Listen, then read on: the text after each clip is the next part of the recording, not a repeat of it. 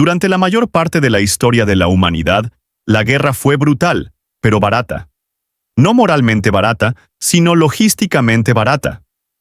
Los ejércitos estaban formados por hombres que ya existían. Las armas eran, en su mayoría, herramientas que ya poseían. Las campañas eran estacionales, cortas y limitadas por la geografía y el hambre. Los reyes no necesitaban contables para librar guerras. Necesitaban lealtad, caballos y tiempo. Entonces, un invento lo cambió todo. La pólvora no solo hizo la guerra más destructiva, la encareció. Y una vez que la guerra se volvió cara, dejó de ser una prueba de valentía para convertirse en una prueba financiera. Bienvenidos a El Historiador Financiero, donde el dinero, el poder y la historia colisionan. Y nada es tan simple como parece. Antes de la pólvora, el poder estaba fragmentado. La Europa medieval era un mosaico de señores, vasallos y obligaciones. Los ejércitos eran temporales. Se convocaba a los campesinos, se luchaba y se los enviaba a casa a cosechar. Los caballeros se proveían de su propia armadura. Los castillos eran defensivos, no expansivos. La guerra tenía límites naturales porque dependía de personas que aún necesitaban vivir. Ningún tesoro podía sostener un conflicto interminable, porque ningún tesoro tenía que hacerlo. Si un gobernante presionaba demasiado, los ejércitos se disolvían. La comida se agotaba. La lealtad se fracturaba. El sistema imponía la moderación sin necesidad de leyes. Entonces la pólvora llegó a Europa, al principio silenciosamente, a finales de la Edad Media. Al principio, parecía poco impresionante. Los cañones rudimentarios no eran fiables. Las primeras armas de fuego eran lentas e imprecisas. Las élites tradicionales las descartaban como curiosidades ruidosas. Se equivocaban, pero no por la razón que la mayoría de la gente cree. La pólvora no importaba porque matara caballeros, importaba porque mataba la guerra barata. Los cañones cambiaron la guerra de asedio de la noche a la mañana. Los muros de piedra que habían protegido las ciudades durante siglos se derrumbaron bajo el bombardeo constante. Las fortificaciones tuvieron que rediseñarse. Más gruesas, más bajas, más angulosas. Eso significaba ingenieros, materiales, tiempo, dinero. Las armas de fuego cambiaron los ejércitos. Entrenar a un caballero llevaba toda una vida. Entrenar a un mosquetero llevaba meses, pero solo si se podía permitir las armas, la pólvora, la cadena de suministro y el reabastecimiento constante. Las batallas ya no se libraban con lo que los soldados llevaban a cuestas. Se libraban con lo que los estados podían llevar al frente. La guerra dejó de ser local. Se volvió industrial. Los ejércitos permanentes reemplazaron a las levas feudales.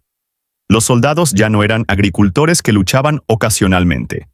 Eran profesionales que necesitaban paga durante todo el año. Los ejércitos ya no se disolvían después de las campañas. Esperaban, se entrenaban, consumían recursos incluso en tiempos de paz. La victoria ya no era para los más valientes, era para quien pudiera seguir pagando. Este fue el momento en que el poder comenzó a centralizarse. Los señores locales no podían permitirse cañones. Los pequeños reinos no podían mantener fortalezas. Las obligaciones feudales no eran suficientes para financiar una guerra continua. Solo los estados centralizados, con ingresos predecibles, podían sobrevivir en esta nueva realidad. La pólvora no solo derrotó a los castillos, derrotó a la descentralización. Y una vez que los gobernantes comprendieron que la guerra ahora requería dinero, se enfrentaron a un nuevo problema: ¿dónde conseguirlo? Los impuestos temporales no eran suficientes. Los gravámenes de emergencia no podían sostener ejércitos permanentes. Así que los estados tomaron una decisión radical. Normalizaron los impuestos. Lo que antes era ocasional se volvió constante. Lo que antes se negociaba se dio por sentado. Los súbditos ya no solo debían lealtad, debían dinero. Pero ni siquiera eso fue suficiente. Las guerras de la pólvora fueron extensas, prolongadas, implacables. El coste de los cañones, la pólvora, las fortificaciones, Los barcos y los soldados excedía lo que los impuestos podían recaudar por sí solos.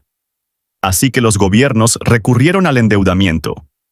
Aquí es donde el sistema financiero entra realmente en escena. Los estados comenzaron a emitir deuda no como último recurso, sino como estrategia. Los bonos financiaron las guerras. El crédito se convirtió en un arma. Los banqueros y los financieros reemplazaron a los nobles como los aliados más importantes del rey. Un gobernante que podía pedir prestado podía luchar durante más tiempo que un gobernante que no podía, incluso si este último era más querido. La guerra dejó de estar limitada por la gente. Pasó a estar limitada únicamente por el crédito. Y eso lo cambió todo. Una vez que las guerras pudieron financiarse, pudieron extenderse más allá de la tolerancia pública. Los costes pudieron distribuirse a lo largo de décadas. Las pérdidas pudieron diferirse. La inflación pudo absorber silenciosamente parte de la carga. Poblaciones enteras pudieron movilizarse financieramente sin siquiera tocar un campo de batalla. Este es el origen del Estado moderno. Impuestos permanentes. Ejércitos permanentes. Deuda pública. Autoridad centralizada. Nada de esto se inventó a partir de una teoría abstracta. Se inventó porque la pólvora encarecía demasiado la guerra como para librarla a la antigua usanza. El coste humano de este cambio fue enorme. Los campesinos pagaban impuestos más altos. Los salarios iban a la saga de los precios. La inflación erosionaba los ahorros. Las deudas sobrevivían a los reyes y se transmitían a generaciones que nunca habían votado a favor de la guerra, ni siquiera habían vivido durante ella. Y sin embargo, el sistema perduró, porque funcionaba. La pólvora redefinió el coste de la guerra, y al hacerlo, redefinió para siempre la relación entre el dinero y el poder. Una vez que la pólvora convirtió la guerra en un gasto permanente, los estados se enfrentaron a un problema que nunca habían encontrado a esta escala. No podían pagarlo honestamente. Aumentar los impuestos lo suficiente como para financiar ejércitos permanentes, fortificaciones, flotas y cadenas de suministro continuas, corría el riesgo de una revuelta. Pedir prestado grandes sumas corría el riesgo de un impago, y recortar el gasto militar significaba quedarse atrás de los rivales que aún invertían en potencia de fuego. Así que los gobiernos hicieron algo más sutil. Cambiaron la forma en que se percibía el coste de la guerra. Aquí es donde la inflación entra en escena. No como una coincidencia ni como una invención moderna, sino como una respuesta estructural a la economía de la pólvora. La inflación había existido durante siglos. Los antiguos gobernantes recortaban las monedas y reducían el contenido de plata para sobrevivir a las emergencias. Pero esos episodios eran peligrosos, de corta duración, muy visibles. Si se llevaba la devaluación demasiado lejos, la confianza se derrumbaba de inmediato. Los soldados se negaban a pagar. Los mercados se paralizaban. Los regímenes caían. La guerra de la pólvora cambió ese cálculo. Cuando la guerra se volvió permanente, los estados necesitaban una forma de distribuir su coste de forma silenciosa y gradual, entre personas que tal vez nunca llegarían al campo de batalla. La inflación hizo precisamente eso. En lugar de extraer valor directamente a través de los impuestos, los gobiernos podían extraerlo indirectamente, modificando el valor del dinero. En lugar de exigir más a los ciudadanos hoy, podían exigir menos al dinero mañana. La carga no desapareció, se disolvió. Este es el cambio clave. Antes de la pólvora, la inflación resolvía los acontecimientos. Después de la pólvora, la inflación ayudó a gestionar los sistemas.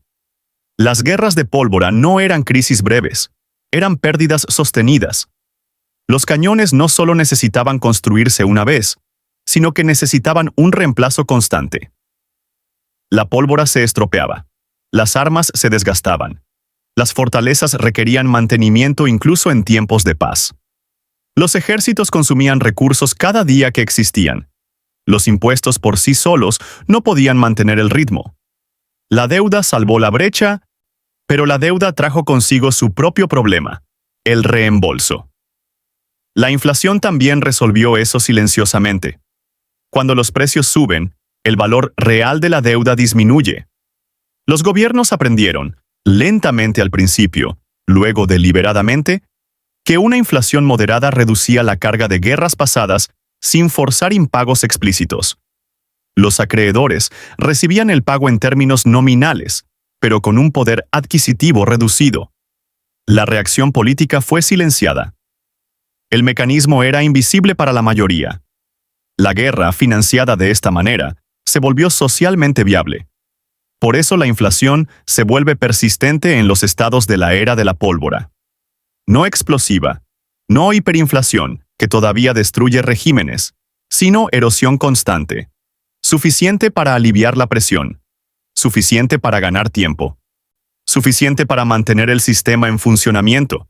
Y una vez que esta lógica existe, no se limita a la guerra. El gasto militar se vuelve permanente. La deuda se acumula. La inflación se tolera, incluso se espera. Los sistemas financieros evolucionan en torno a la gestión de estas presiones en lugar de eliminarlas.